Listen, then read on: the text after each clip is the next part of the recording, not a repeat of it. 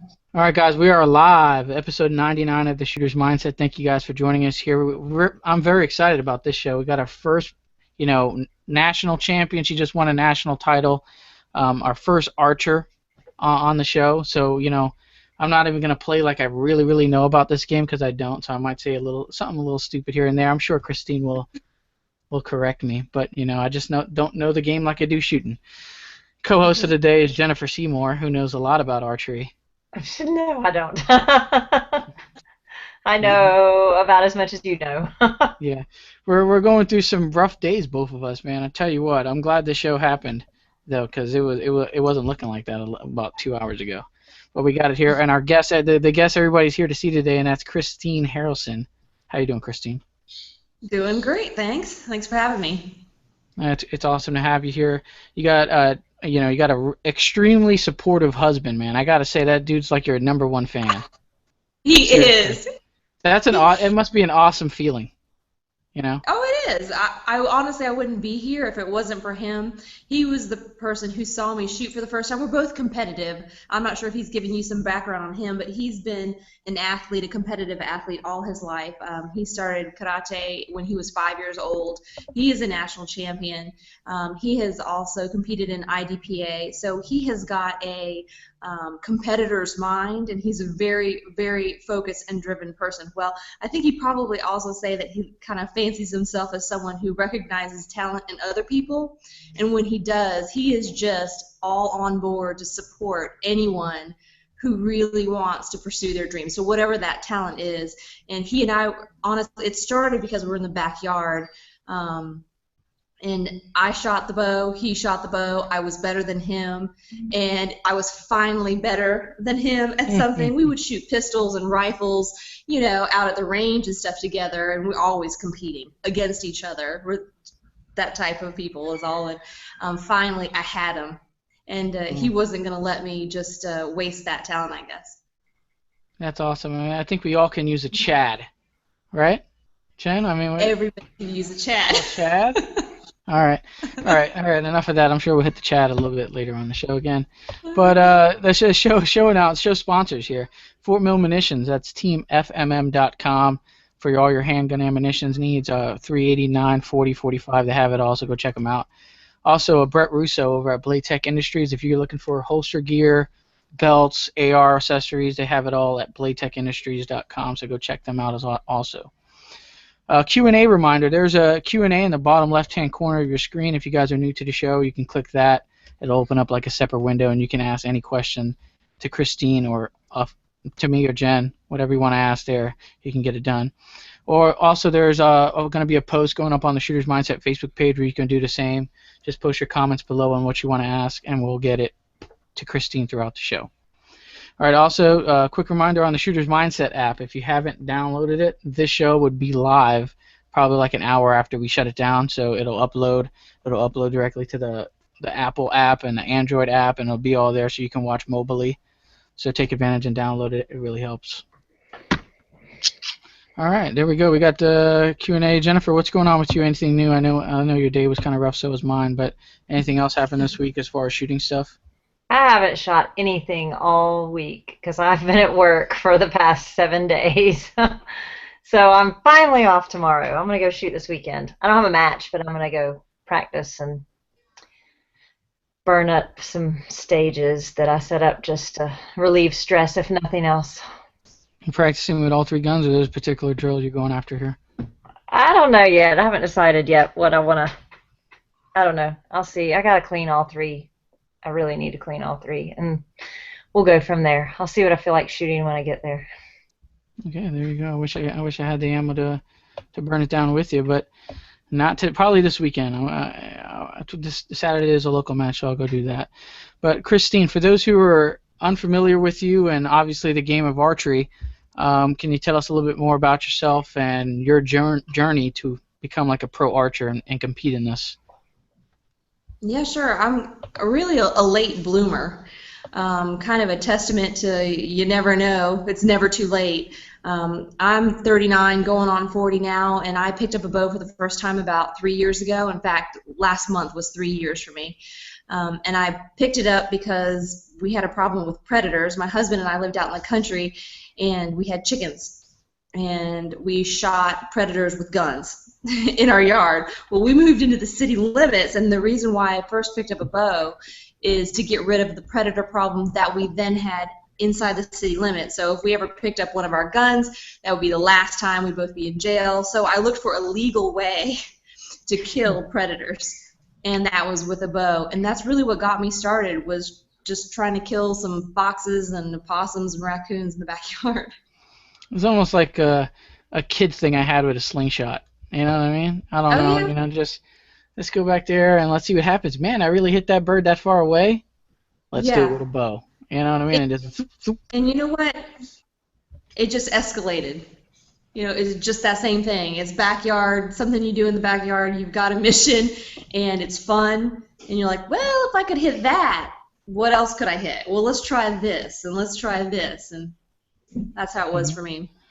So I mean, So- only 3 years in the game. I mean, that's pretty impressive. To obviously you won a lot and you've placed like top 5, third, second, first, and you recently won. Yeah. So I mean, short period of time. I've been shooting for about 4 years, but I have not accomplished any major top 5 finishes at a national match or anything like that. So it's a pretty fast progression. However, when you talk about the game, I've watched plenty of videos. A lot of the archers are, there are a lot of fans out there that, look for your advice for things. And, you talk about it so, like you've been doing it for years. Do you contribute this to, like, a natural ability in the game or hard work, or is it both?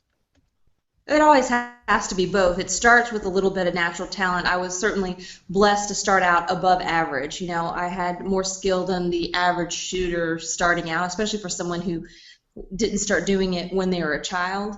But nothing gets done unless you're willing to work hard. Talent is never enough. You have to constantly work at it. And for me, I'm shooting against people who have been doing it for 20 plus years in a lot of cases, and people who are very accomplished.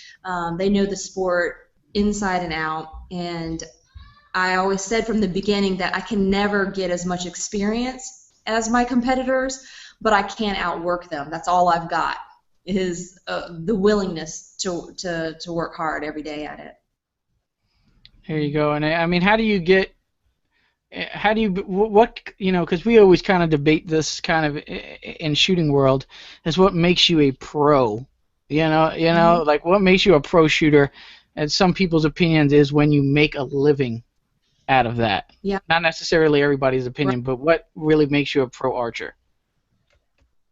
I think with a lot of sports, if you're competing with all the top dogs and you're actually competitive, you mentioned that I made top 5 on the particular discipline of archery that I really enjoy. It's called 3D archery, and you've got animals that are made out of foam. They're out in the woods. They either look like a predator or prey animal. We don't know how far it is. We judge the distance, and we try to make a perfect shot.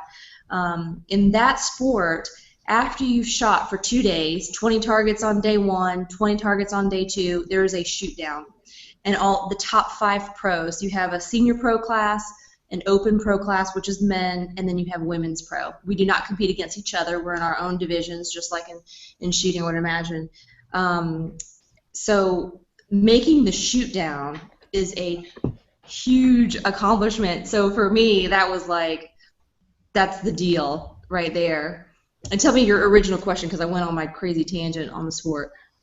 No, I mean that's fine. That was pretty much answering all I had. We talked about natural ability and hard work. Obviously, you need to have both. I agree there. I mean, and it's what you just enlightened me about also. So they don't let you like walk it. Like there'll be a target out there, and you can't even walk it and do like some guesstimation by walking up and down where you're going to shoot it from. Is that not allowed? No, so and I'm sorry, and your original question was what makes you a pro. If you can make it to the top 5 and shoot with the best in the world and the best in your class, in part that makes it pro. You put your money down and you compete against the best in the world, and you're willing, basically to measure yourself, right? I don't see why you're not a pro then. On the other hand, also being a sponsored shooter, if you can be that competitive, you're going to be a sponsored shooter. So I went pro right away. I picked up a bow, and I signed up for the pro class in one of the shooting organizations in the United States. So I was willing, again, to be measured. I got the sponsorship from my bow manufacturer, just like if you were to get sponsored by the gun manufacturer, the ammo manufacturer, anyone who makes, optics or, glasses, whatever it is, hearing protection, all that. So I got those sponsorships pretty early on, and I kind of felt like, I had to earn it, because most people didn't get those things like I did so quickly. But there are many people who've been doing this for years and years and years and who still aren't factory direct sponsored shooters or paid shooters. So maybe that's another level of it too.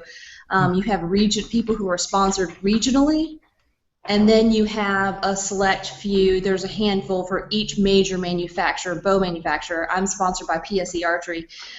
So once you go factory direct, that's kind of a big deal. You're actually getting paid to shoot, not just prize money. We call it contingency money when you make the podium, but you're also paid. You're on the payroll all year anyway, just for shooting their equipment. Boom. I mean that getting a gun manufacturer like Glock or Smith & Wesson, that's a very big deal. So she already got that pretty early on in her career, so that was very helpful, obviously, to encourage to keep going and all that stuff. And then you're getting premium gear on top of that, which is always a factor. You want to use the best equipment. So exactly. Great stuff. I don't know, Q&A, guys. I didn't open it yet. Maybe I should do that. I don't know. All right, we'll get the Q&A's up. We appreciate any questions. Oh, we got one. There we go. Joe B. All right, from Joe B. I'm curious, do you use a hunting bow or is it a target bow for 3D? You said 3D earlier, right? Yep, absolutely. So right now I'm shooting kind of a crossover bow. It's a little bit shorter, and to help you understand, a target bow typically is longer, axle to axle. The bow overall is a little bit longer. Something called brace height, which is the distance between the grip of the bow to the string. Usually when that's a longer brace height, you're getting more forgiveness out of your shot, but you might be losing speed. For a hunting bow, usually the bow is shorter, axle to axle. It also has a shorter brace height. You're getting a lot more energy, a lot more speed out of the bow. So the one that I'm shooting, I'm at a tournament right now. I'm at what's called IBO, International Bow Hunting Organization, World Championship event. So we call it Worlds, up in New York. The rules of this tournament are a little bit different from another organization that I shoot. But since we can shoot very fast, basically almost unlimited speed, I'm shooting a bow that it acts a whole lot like a target bow, but it has the speed. I'm shooting over 300 feet per second, which for a lot of ladies, that's pretty darn fast. Okay, and there is actually a chronograph, right? There is a certain there's speed limits, so it's kind of like minor or major power factor. So you're gonna get. There is that blew my mind when I read that. So there is a legality as far as speed. Yeah, absolutely there is, and we shoot through the same chronograph that you guys would shoot, same exact one. My husband and I can shoot through the same chrono. So what's the speed? Is this just the speed that makes it illegal, or is there speeds that put you in different divisions? Nope, speed does not separate us by division. It's just a max. We can't go over a certain max, for the most part. Generally speaking, we can't go over that. And for women in one organization, which is called the ASA, Archery Shooters Association, we can't shoot over 280 feet per second. And it's a little bit different here at the IBO where I am and where I'm competing now. So people do get out. They're hunting bows. They're trying to get speed. The deal is, if you don't know how far something is from you and you're shooting at it, because we don't, like you said, we don't get to pace it off. We don't get to use range finders. That's part of the game. We have to guess how far something is from us. If you're shooting a bow that is faster, the trajectory, it's shorter. It's a little bit squattier, so flatter trajectory. So that's where we get some advantage. If you're shooting a little bit faster and you misjudge how far that target is from you, you don't miss by as much with a faster bow. Interesting stuff, man. It's good. I know Josh Doss is placing some questions over there on Facebook. What do you have? Mhm. He wanted to know any thoughts of trying to get on Impossible Shots, and he said, "Welcome to the show." Thank you. I'm sorry, I couldn't hear the question. Any possible chance of doing what? Getting on Impossible Shots, the show, the TV show Impossible Shots. I haven't seen it. Boom. She has Impossible Shots. Is that's just all around shooting ability talent that goes on there and Yeah, they do like I know a bunch of different shooters. They do a huge variety of what kind of shooters. They'll have revolver shooters. They'll have some doing rifles, some doing, but they have had some archery ones. But they do like Impossible Shots is what it's called. I mean, they did the Annie Oakley over the shoulder with the mirror. They've done. Right. I think a guy one day with a bow tried to split a. I think he tried to split a card or. I can't remember what all, but they've done a bunch. My kids love to watch it. But they'll you come up with an idea for what would be the impossible shot, and somebody did over the shoulder two at the same time. People have done the upside down. It's almost like a game of horse in a sense, right? You pull it off. Yeah. Everybody else got to try to replicate it or get knocked off. Is that somehow how it is? I had never seen. No, it's usually one person. Like Jerry's done it before, and Taryn has done it before.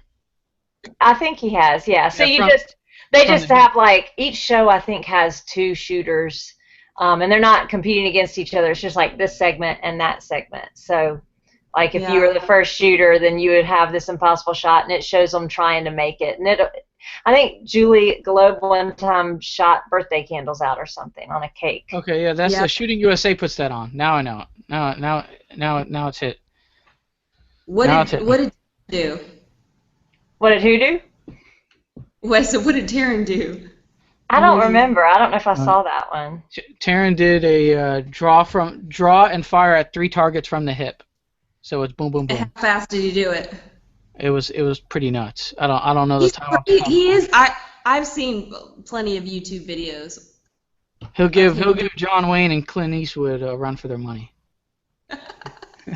Just saying on that one. Yeah, it's pretty impressive. All right, but he practices that all day, obviously. I mean, the dude's no one. I don't think there's no one else that can even compete with his time in that sense. Yeah. All right.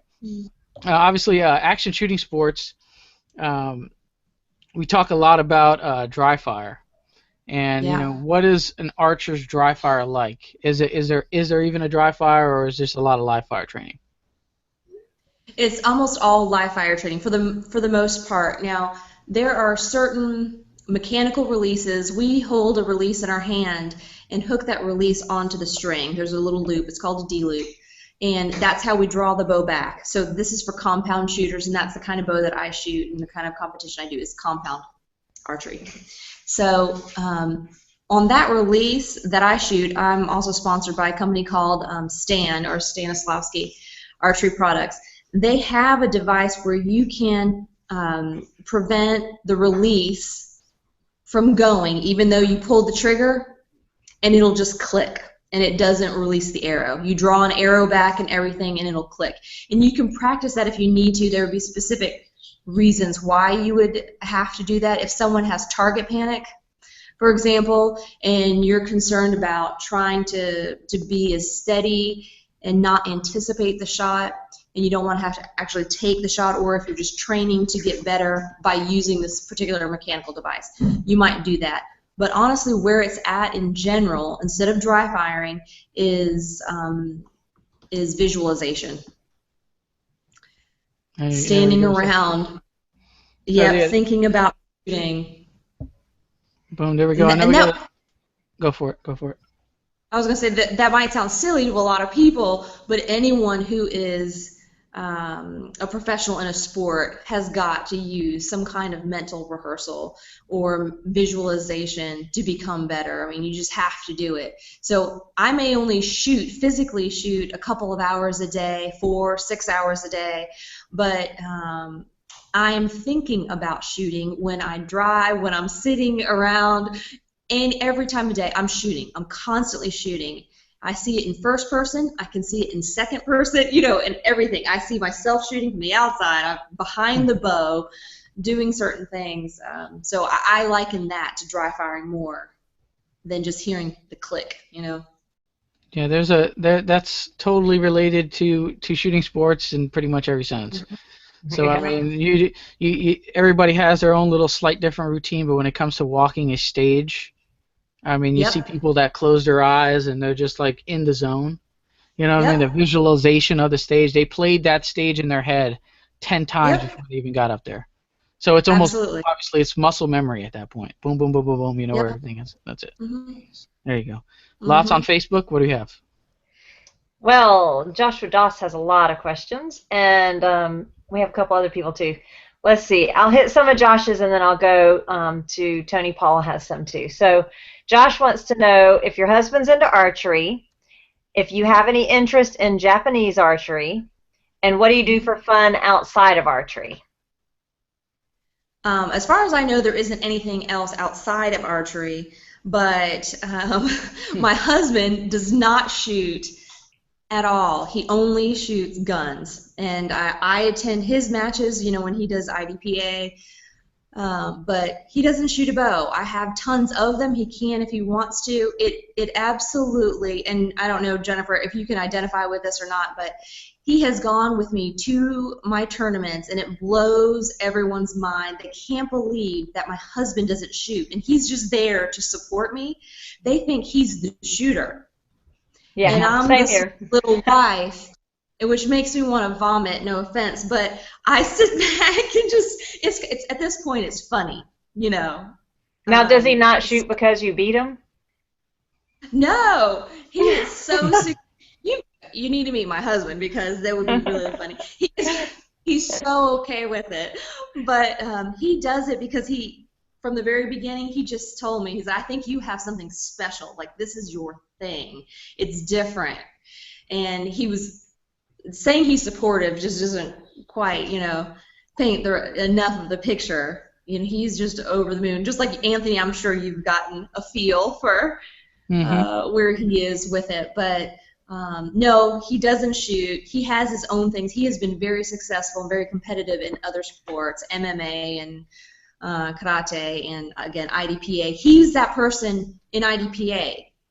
Out of the gate, he's just better than everybody. He's that kind of, you know. Mm-hmm. Awesome. So he's definitely not insecure. He lets me have this one. There you go. Is he That's better than me? I awesome. wonder. I don't know. We got to shoot a Ah! match together. We got to shoot a match together. Well, you guys are in the North Carolina area, so there's plenty of times that we can run into each other. Maybe we'll get together. I'm actually going up there in September. Where's it at? I forgot which city it's in. I'm not aware of it, but it's probably really close by. And we'll And come and we'll see you. And if you want to toe the line with him, I bet you he'll do it. yeah, I'm sure he will. You guys gotta have the competitive nature. So there we go. Oh That'll be yeah. fun.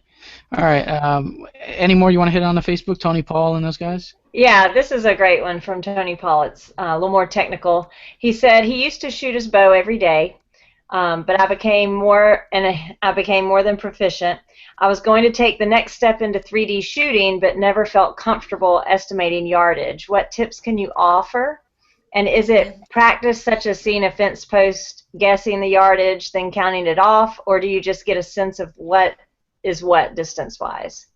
Okay, that's a really good question, actually. So there are two routes you can go. If you want to learn how to judge distance, that's one thing, and I'll talk about that. The other side is if you don't want to judge distance, you're intimidated by it, and you want to get to know targets, you want to get to know higher level competition in 3D, you can do that too. You can shoot known distance, and there are known distance classes.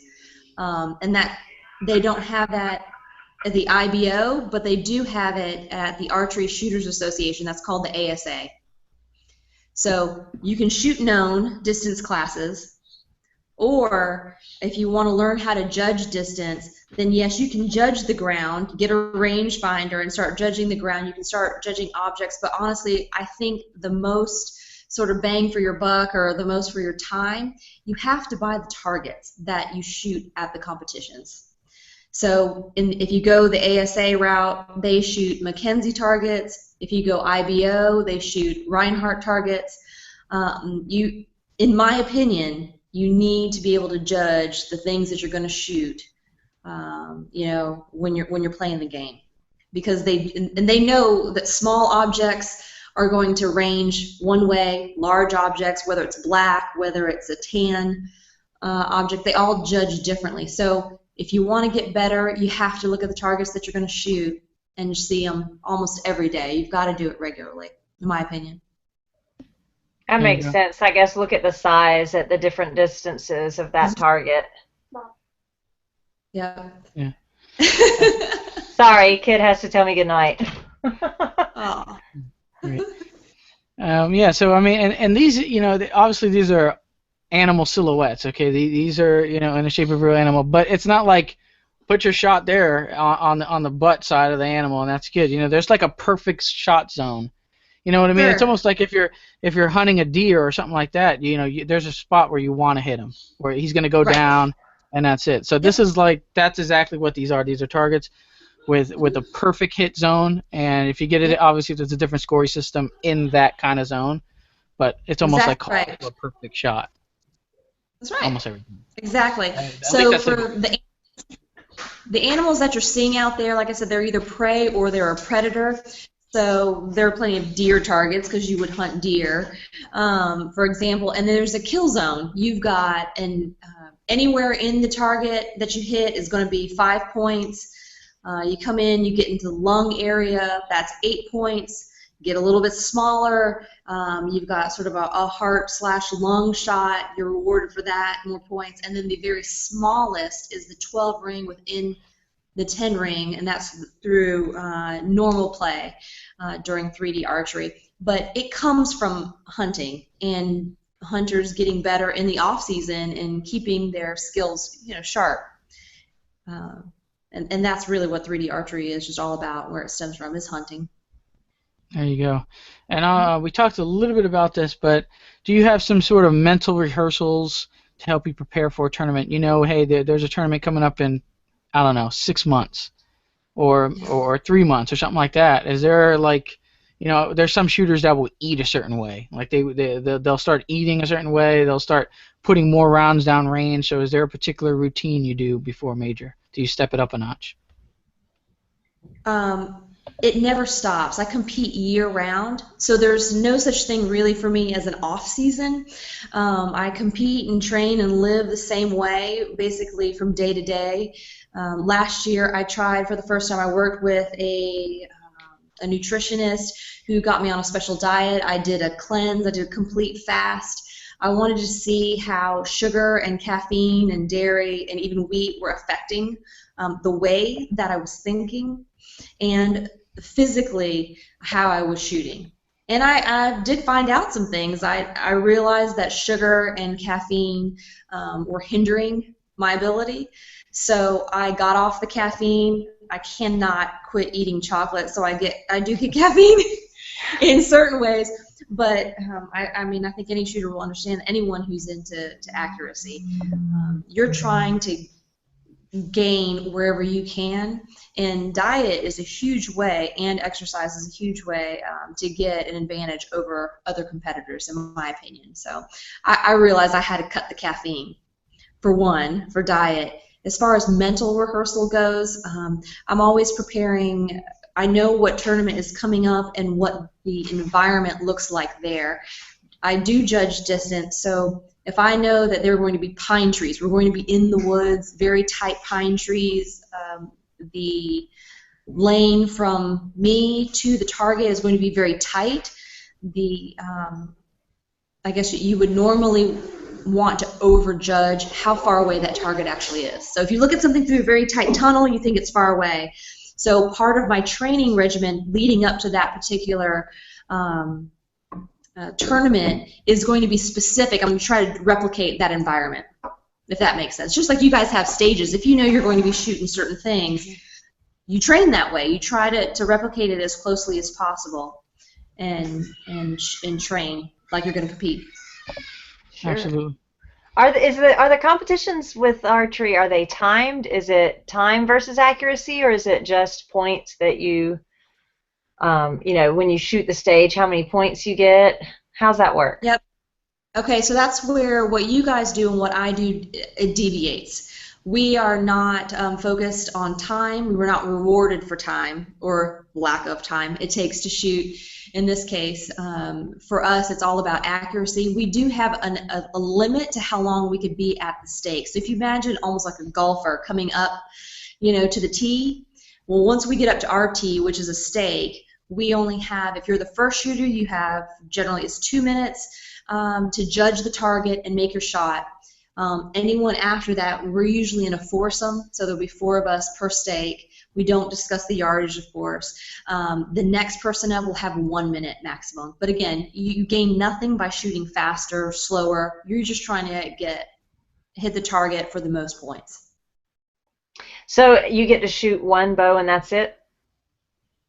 1 arrow per target, 20 targets per day, and it's usually a 2-day event. So a total of 40 targets arrow, that yeah. you shoot.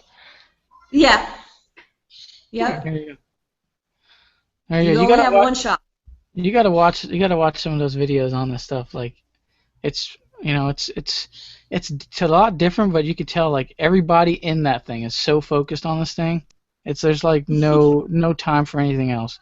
Like it's just in the Yeah. zone with all these competitors. You see some Yeah. shooters in the back like just goofing with their friends, like, oh, well, we're gonna have a few beers. It's this good restaurant over here. I don't know if that goes on, but it sure didn't seem like it. Every competitor's in the zone. Everybody's focused. Everybody wants to win, and it's totally a different environment as far as how that goes. There's a lot of money on the line, and this is the livelihood for a select group of professionals. So this counts, and every arrow counts, and it can be down to I have won plenty of tournaments or made the podium because of 1 arrow, the distance or the difference of just 1 shot, and that's going home with $0 and 0 cents, or going home with $10,000. I mean, you're going to be focused. Yeah, I mean, we don't have that luxury of a big prize payout like that. You know what I mean? Well, No. you get your rifles and your stuff like that. If Jennifer comes away with quite a bit of a good stash when she shoots those real big 3-gun matches. So, but it's nothing close to a 10G payout or nothing like that. Mm. I'm pretty sure if it was though, there'd be a lot more shooters out there like really in that it's just screw it. Let me quit my job and let's fully focus on just trying to get these 10Gs every match or something like that. So. Yeah, and I don't want to call it chump change because it isn't exactly. We've got a shoot a month, or 2 shoots, a month in this particular style of 3D archery.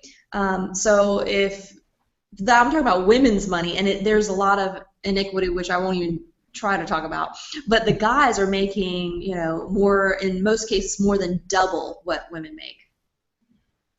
So there are some guys. Yeah, right. Jeez. I Well, know. it's weird because you said this earlier, but the men and the women don't compete against each other. But correct me if I'm wrong here. Is there, I guess basketball and football, obviously these are more physical sports, and there'll be some differences here. But I can see women competing with men in shooting sports. Why won't we merge a division? Is it not a competitive nature there, or what? It's just the way the game's played. Every single person, male or female, has asked that same question, especially women. Every woman will ask, why don't women post the same scores as men? And we don't, and it makes us all crazy. And so here's what the hypothesis is: a couple of things. A woman's brain and a man's brain are totally different. We're constantly basically yelling squirrel. We're thinking about 50 things at one time. And a man's brain works a little bit differently. I think in general, okay, they can calm it down and focus on fewer things at a time and parse it down to what's important in that moment. Women are a little more prone to hyper-focus on things that aren't absolutely essential in that moment in time. I'm saying that. I'm a woman. I know that's me to a T. I'm always thinking about far too many things. But the other side of it, physical strength has got to play into it to some extent too. The women's classes shoot slower speeds than men. That might be one argument. So we don't have this quite the same amount of forgiveness in misjudging a target for those of us who shoot unknown distance classes. That could come into play. We are having to shoot slower, 280 feet per second versus 290 feet per second. That's part of it, but it's a question that everybody asks, and it's something that I'm dang determined to be one of those women who overcomes it. My final destination was never to be the best woman in the women's class. I want to compete with the big boys someday, and that's probably years down the road, but I want to get there. I want to prove that women really can shoot. So you can't do it though. You can compete within a men's division as a woman. I sure can. Okay, so I can do it. They don't call it men's pro in the ASA, for example. They call it open pro. If I want to go play against the big boys, I can go do it. There you go, man. The men can't step down and they can't shoot the women's, but they don't have a men's class. They have an open pro class. There you go. So, obviously that's the ultimate goal of beating all the men and bragging about it. How many? Just laughing there. No, I'm just kidding. No. How many people? I want to get paid like a man. I'm willing to go compete against those guys, and darn it, if I can be as talented and awesome as they are right now, I want to get paid like them too. No, there you go. That's a good way to say it. You have any live you want to hit, Jennifer, on this? Well, I have one first. How many people will compete at all the matches that you go to? Like, say the worlds that you're at now. How many women? How many men? So there are far fewer women in the classes, and in women's pro in particular, I feel like it's a pretty light class. There might be 30 women competing, and in some of them it might be as few as 20 some odd women. But you're seeing most of the same players in women's pro. There are other amateur classes. Some of the known distance classes. A friend of mine that I'm with here, she was telling me that there are like 70 or so competitors per class in some of the known distance class. And I don't want to say entry level, but it is shorter distance classes, amateur divisions that have more competitors. On the men's side, you're looking at more like 100. For our 30, they've got at least 100 guys competing in the pro class. There you go. And you offer, you have a website, obviously, and you do offer training for folks that are either getting into this, or someone who is really good and just looking to maybe tweak their game and get some instruction. Where can we get a hold of you if someone's interested in talking with you and training with you? Yeah, it's pretty easy. It's just ChristineHarrelson.com. Okay, and you put on large classes and private classes. You do the whole thing like that? Yep, I mostly do private lessons, and group lessons are always welcome too. And I'll teach families or a group of friends that come together. And I've got an awesome statistic. I've never had one person say, I don't really like archery. I didn't really dig it. Never. That has absolutely never ever happened in all the time that I've been teaching, ever. My boys love it. At our at their middle school, they had an archery club or archery team that would go and do it, and they went to a few competitions. It was really interesting. They shot the Genesis bows, and both boys ended up wanting to buy one. That was probably their first big purchase, was the Genesis bow. And I made them take their Christmas money, and they went to the counter and asked the fella how much it was, and I said, it's your buy. And they went up and, like a man, looked at it, weighed the options of how much it is, and one of them thought about it for 3 months and kept going back and looking at it, and then finally spent his $200 on his bow. So they love it. Oh, that's fantastic. Absolutely. I mean, really where it's at, I enjoy, of course, doing well in tournaments. I enjoy making a living at it and all of that, but until you've taught another person and seen that spark in another person's eyes when they catch fire to something, I mean, you just haven't lived. You have to be able to pass it on. I think it's a really important thing. And again, no matter what your sport is, teaching other people, even at the beginner level, keeps you reviewing the basics, and I think it keeps you sharper than the next person. So teaching honestly other people will make you a better competitor yourself, I think. Absolutely, I agree. They're all great stuff here. I guess we can let's jump into the lightning round here. We're a little bit past the midway point of the show. Lightning round's a quick answer. Lightning round, obviously, and a fun way to get kind of tone it down a little bit. So if you can, obviously, about shooting and reloading, and if you had to choose between a Lee and an RCBS to reload Chad's ammo, or to share that reloader, which one are you going with? Well, he doesn't have either, but let's go Lee. Lee, I think that's a safe answer. I started on the Lee. It was pretty much crap, but I learned a lot on it. There you go. Bruce Lee, Chuck Norris get into a street fight in their prime. Who do you have winning this? Oh no! Chuck Norris. Chuck Norris, really? Oh. It's the wrong answer. No. Okay. Yeah, there's a lot of history. There's a lot of history behind that. A lot. You don't even know. Sure is. Everyone calls my husband Chad Norris. It's a huge joke.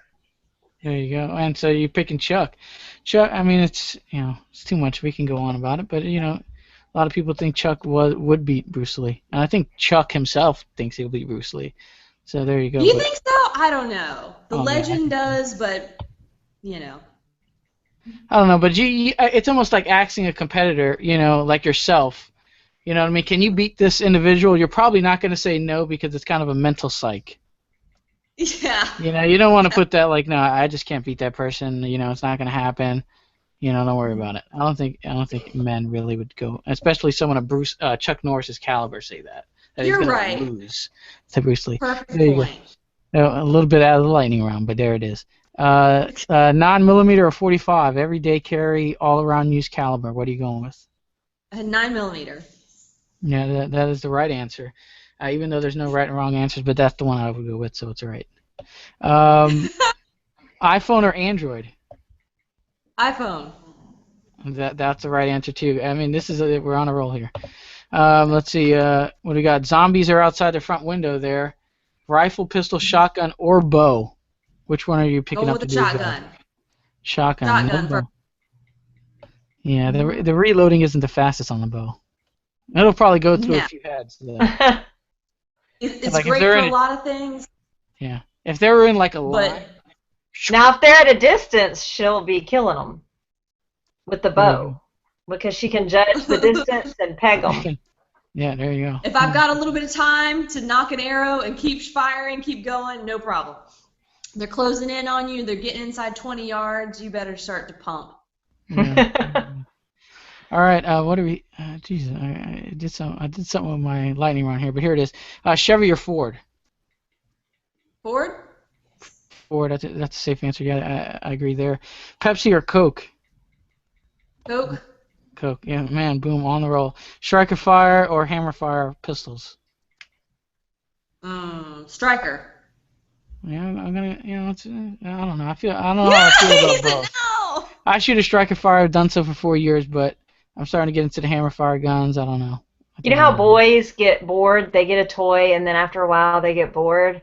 This is Anthony. Yeah.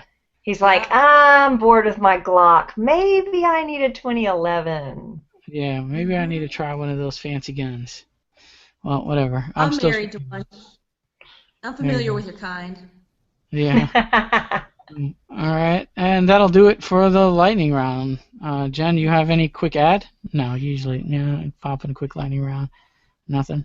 No, I got a good question that kind of ties into what we were talking about before with the prize money and the matches. Paul Begovich, who does a lot of pictures, who is sending me videos of him doing crazy faces trying to make me laugh, but he has a good question. He said, where does the prize money come from? Like with our shooting sports, it comes from the sponsors. And it's always a big, hard thing to get. I mean, like we were talking about, the prize money is never what you were talking about ever. But even if they put out, like Freedom Munitions has done some where they've done shoot-offs and had like $500, $750, $1,000 for the first, second, and third. So just out of curiosity, where does the money come from for the prizes? Okay, so there are two places basically that the money, it's coming from the sponsors that you have, which are manufacturers of archery equipment, from bow, arrows, accessories, mechanical releases, all these guys. So they're pitching in when you make the podium, and also the tournament. The hosting organization is awarding first through third, and sometimes in classes where you have lots of competitors, there are some classes that have a couple of hundred competitors, they're paying even deeper than third place. They're going down to maybe even 10 places or something. So the organization is paying, and the big money mainly is coming from the bow manufacturer. For me, that's PSE Archery. And you get bonuses if you have more than one podium finish in a year. Say you make 3 podium finishes, you might get a bonus for that. And again, it's different from manufacturer to manufacturer, but that's where the money's coming from. Sweet. Mm-hmm. And we like it. You're muted, Anthony. That little ring go off. All right, yeah, I was muted for a second. But we know you're at a match now, but is there any upcoming matches, goals, or projects you have set in mind coming up here? So I want to survive this IBO Worlds. This is the most difficult type of shooting for me here in this terrain, and it really is about the terrain and the targets. So I'm trying to do a lot of learning at this particular one. It is the end of the year, so it's the final one for the IBO, for this organization. As soon as I get home from this, I transition and start training for the Classic, which is the championship event for another organization, which is called the ASA. That is also the final shoot for Shooter of the Year points for that organization. I'm in the top peer group going into that, so I believe I'm in 3rd or 4th place, I want to say, for Shooter of the Year. The last tournament that I competed in, it really hurt me. We get to drop 1 out of the 5 that we do in the regular season. We get to drop 1 of those scores.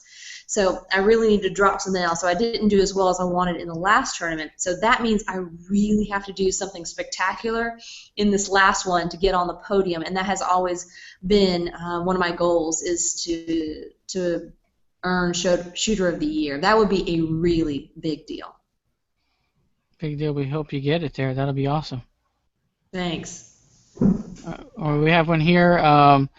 What level of accuracy is achievable with a bow, and what is typical for a professional archer?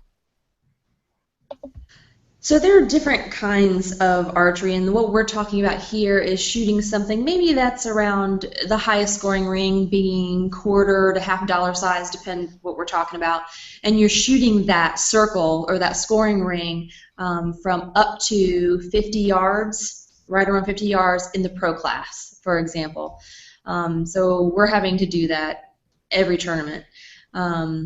In outdoor archery, we call it FIDA. That's a paper target, and it's something that is a little more iconic to archery, a target that you would recognize, you know, the circles. It's far out there. It's 50 meters away for compound shooters, which is about 55 yards, and you're shooting it kind of like a tennis ball, essentially, from that far, and you're in your standing position, so you're not resting on anything. You're just standing. Got your 2 feet. That's it. So I would say that that's pretty average. In indoor archery, you're shooting at 20 yards, and you're trying to hit a nickel or so, you know, or even smaller than that from 20 yards. So obviously, you know, it don't take much to know that if you're standing there with a pistol at 20 yards shooting a nickel-sized target, can you hit it every time? I know there's some bullseye, or well, close to every time, we'll say. I know there's some bullseye guys out there, maybe some high-end bullseye-only shooters. I don't, you know, can they pull that off? That seems like a pretty tough shot. And then if you're going out to 50, I don't, you know, with a handgun just offhand, I don't know. I don't see it being done. I mean, there was a video that we posted earlier on the Shooter's Mindset Facebook page. You were 20 yards indoor. You were shooting through your husband's wedding ring, and she nailed it. It was just like it's either there or it was a perfect shot, and zib right, you know, went right through. So that's the type of, you know, accuracy you're getting from and that's what we do all the time. So what you saw was indoor archery, and that's what During the winter months, I transitioned to that from 3D archery, and we're taking usually either 30 or 60 shots at it, and out of 30 shots, I can hit the X, so that's a little closer to dime size, maybe 24 times out of 30, and that's not bad. That's really competitive. Hitting it 20 times is really competitive. There are some guys, and they are just the very tip top, and they're shooting it. They're hitting it 30 out of 30 times under very high pressure situations. Yikes, man! That's some top end accuracy right there coming out from these competitors with these bows. Mm-hmm. I need to get me one now. I mean, we're gonna hit into gear here, and what I had here is, what would what does something like this really cost? I know shooting can really get expensive, especially a sport of 3-gun, in a sense of just getting the 3 firearms with all the gear, etc.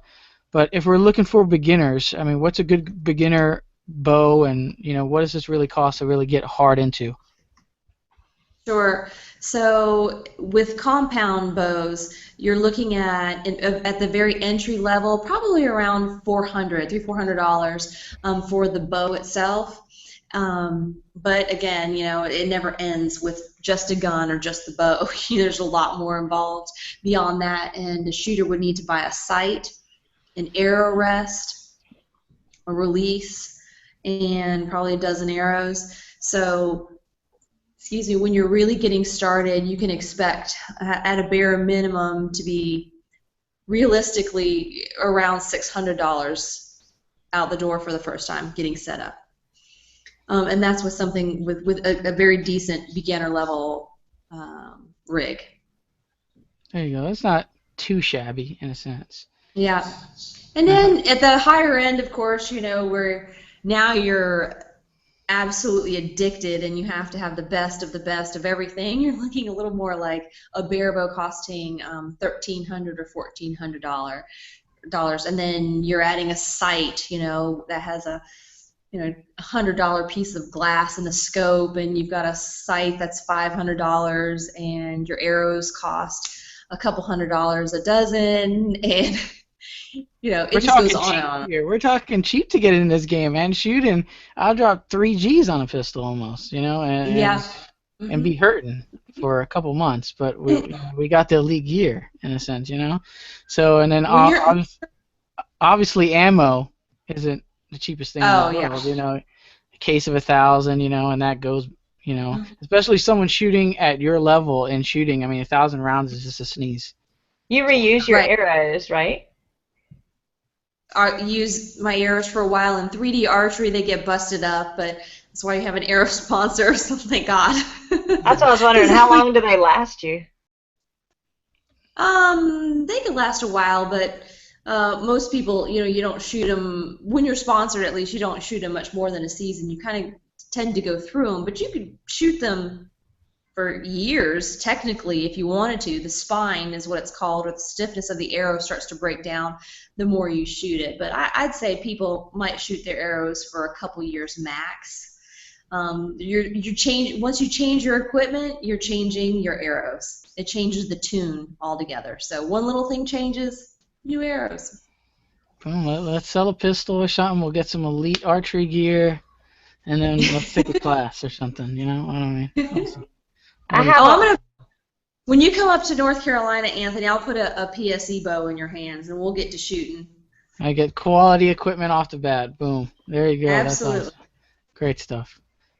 I have a few questions on here about technically about gear. A couple of people have asked about the weight of your bow and the weight of the shafts. And okay, so what weight shafts and target tips are you allowed to use? Do you use metal, wood, or carbon fiber? And what draw weight is your competition bow?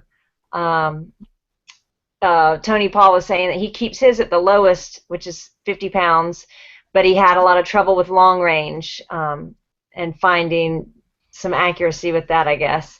Are you using like 60 pounds with the fancy cam wheels, or a higher weight like 70-pound pull to get your flat trajectory? So that's a lot of questions about gear, but that was... Yeah. They want to know all that. Yeah, all the basics. So when you're shooting a compound bow, yes, you have cams. Those are the wheels, top and bottom.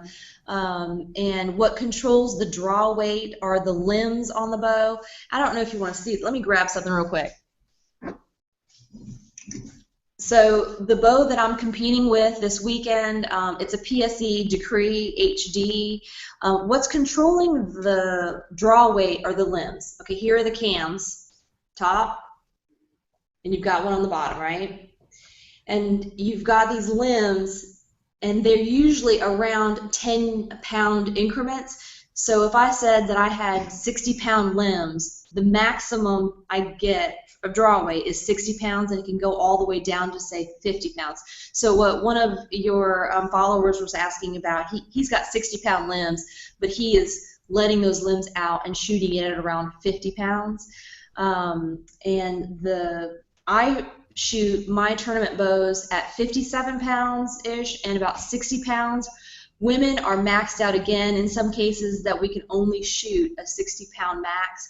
Most women shoot well below that. Most women do not shoot 60 pounds.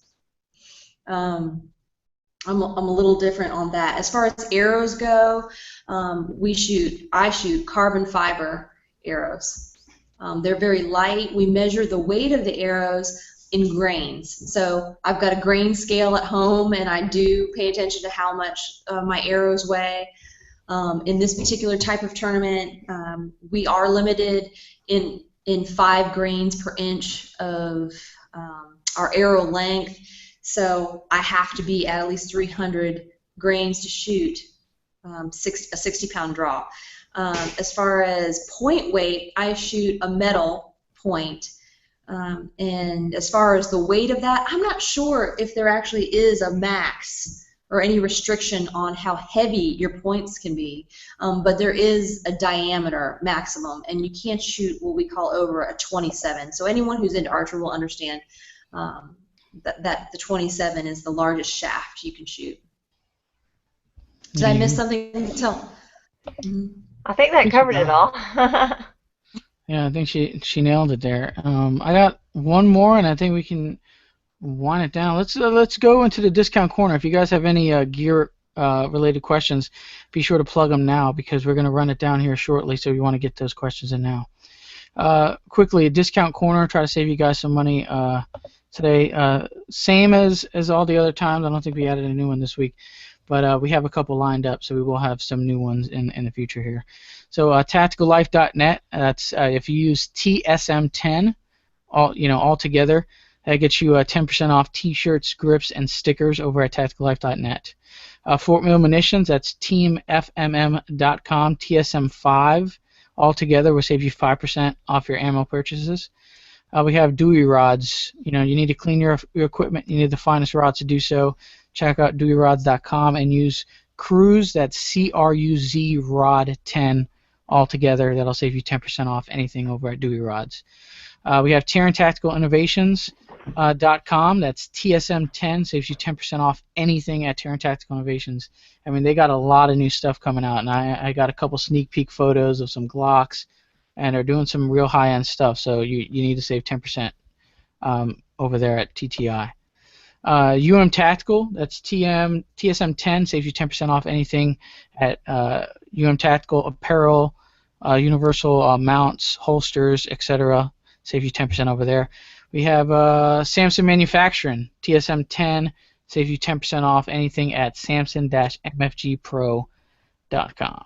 Okay, so they have all your AR mount needs and accessories over there at Samson Manufacturing as well. And I think that'll do it for Discount Corner. I took Jen's Discount Corner this time.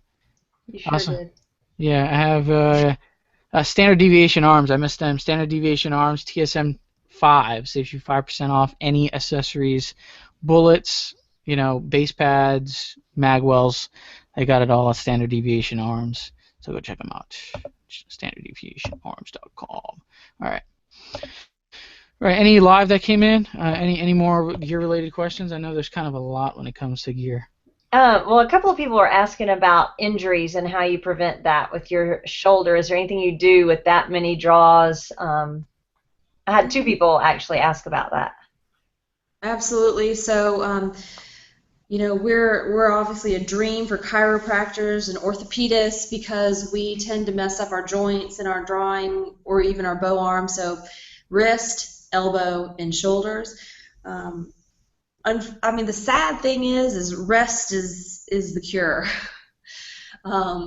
So just like any other athlete, you do workarounds and you just deal with pain and you pop a lot of ibuprofen to keep you running and you just keep on rolling the best you can.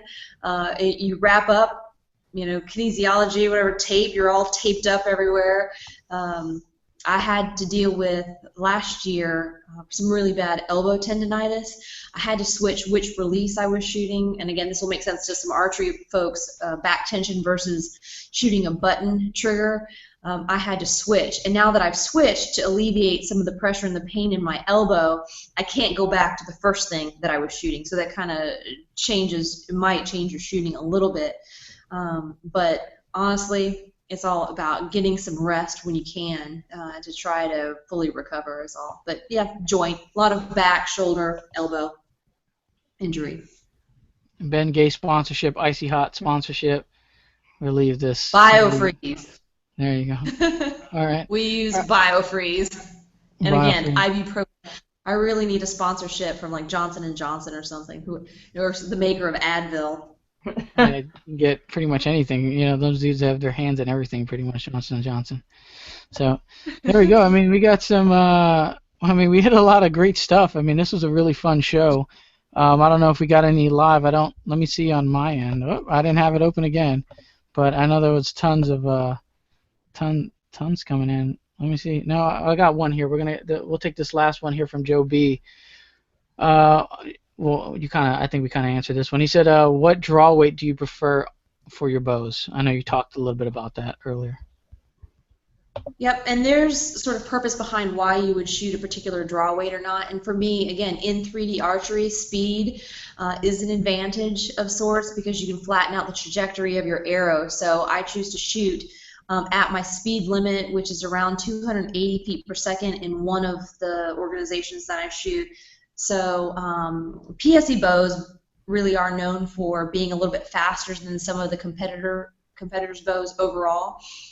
So I don't have to shoot the maximum of 60 pounds. I can shoot a little bit lighter, but it's all about just getting to that speed max and being comfortable because some people will be overbowed. They try to shoot too much draw weight and they're not as accurate and it's totally silly and they should be shooting less draw weight. Honestly, they're not gaining anything by shooting faster. When I go indoors, the speed doesn't really matter at all. I could shoot any draw weight I wanted. Getting there, point A to point B in 20 yards at 280 feet per second or 240 feet per second, it just doesn't matter. So you can dial back and shoot less draw weight. Indoor, I shoot around 55 pounds. I don't really drop too terribly much because I don't want to lose my strength during indoor season because once I start training again for 3D season, you get the aches and pains and the twitches and a lot more chiropractor visits when you have to change even a few pounds of draw weight difference. So I kind of like to keep it the same, honestly. Pretty close. There you go. Now the last one that I have here, and it's going to wrap it up, and I think I know the answer to this already talking with you here. Would you ever consider putting down a bow and picking up competitive shooting full time and be the ultimate lady in shooting? Also, a little follow-up here, a little follow-up. Also, do you feel, obviously there's a lot of skill sets, do you feel skill sets from archery would transfer over into competitive shooting, giving you an advantage? Yeah, again, I don't know of anyone competing at a high level in any sport who doesn't have to continuously work on their mental game, so there's that. Once you compete at a high level at something, I think your work ethic will carry over into other sports. I think the mental training that's involved will carry over. Would I be willing to put my bow down? It's not even possible. I'm sitting here talking to you, and I'm just like holding my bow. I'm petting my bow. Yeah, I feel like a traitor even thinking about competing in gun. But here's why, and sort of a joke. I say that I'm Asian, so I'm so hyper-focused on accuracy. And when you hit whenever I hear that thing beep, it freaks me out. Just watching my husband, he's there, and I hear beep, I freak out. I'm sweating. I can't stand it. So if I were under time pressure and I watch that clock tick in, hundreds of seconds, I would just spaz. It would take that's what I don't have, okay? I would lose it. It takes a little while to get used to and get over that hump. Oh yeah, but my husband is awesome at that. He can let it go and he can just roll and he doesn't freak out. It's a huge difference in personality. So that is really, really different. That would be shifting gears big time for me to go under the clock, honestly. There you go. Great answer to that. We had some real solid answers. This was a lot of fun. We're going to wind it down here to shout-outs here in a second. Just a quick shout-outs from Jennifer. What do you have, Jen? SRA, they've moved in their new store, so if you're local to us, go check out their new store over on Baston Road. I think it's on Baston Road. No, it's right off Baston Road. Anyway, check out their new store because it's awesome. Load Up Ammunition for all your ammunition needs. Shooters of Augusta and Sharpshooters of Augusta. And I've got Lucas Oil and TacticalLife.net and Samson Manufacturing Operation X. There you go. Nice rundown of the sponsors there. Christine, what do you have as far as sponsors? Shout-outs. Always, of course. PSE Archery. I wouldn't be in the game if it wasn't for them. First and foremost, and that's my bow manufacturer. Carbon Express for arrows, and Spot Hog for my sight and my arrow rest. Stanislavski Archery for my releases. Back home, I want to get a shout out to NC Hunter Supply in Raleigh, North Carolina. Again, they were one of my very first folks that believed in me, so thank you, everybody at NC Hunter Supply. Nikon for my optics. America's Best Bowstrings. Thank you for awesome ABB Platinum strings. And Shrewd Archery, some of my very favorite people in the whole world, make fantastic stabilizers. Also sights. I think that's everyone. I hope I didn't miss anyone. There you go. Oh wait, Last Chance, of course, Last Chance Archery. My goodness gracious, I mean, for a bow press, God, you can't beat them. And the Veinmaster Pro, awesome. So thank you for Last Chance Archery, one of my very newest sponsors. There you go. Great stuff here. We're gonna put. We'll try to get some links organized with some of the sponsors that she announced, and if you guys are interested in picking some gear up and getting into this, or just picking up upgraded gear in a sense, you can go check out those links and see what they have. Make your purchases wisely, I guess, in that sense. So there you go. Just wanted to thank Christine for coming on the show and taking 2 hours out of your training time, man. You're in the zone here. There's a match coming up, and you're spending almost 2 hours with us doing this show, so this is serious stuff. So thanks for coming on here.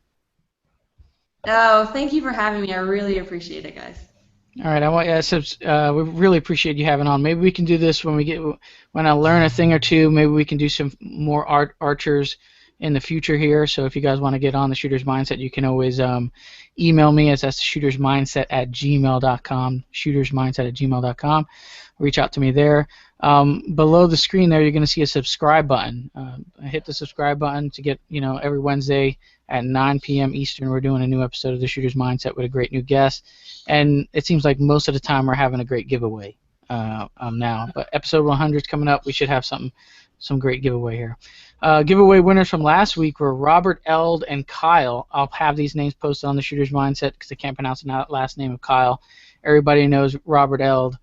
Big supporter of the Shooter's Mindset, so he won.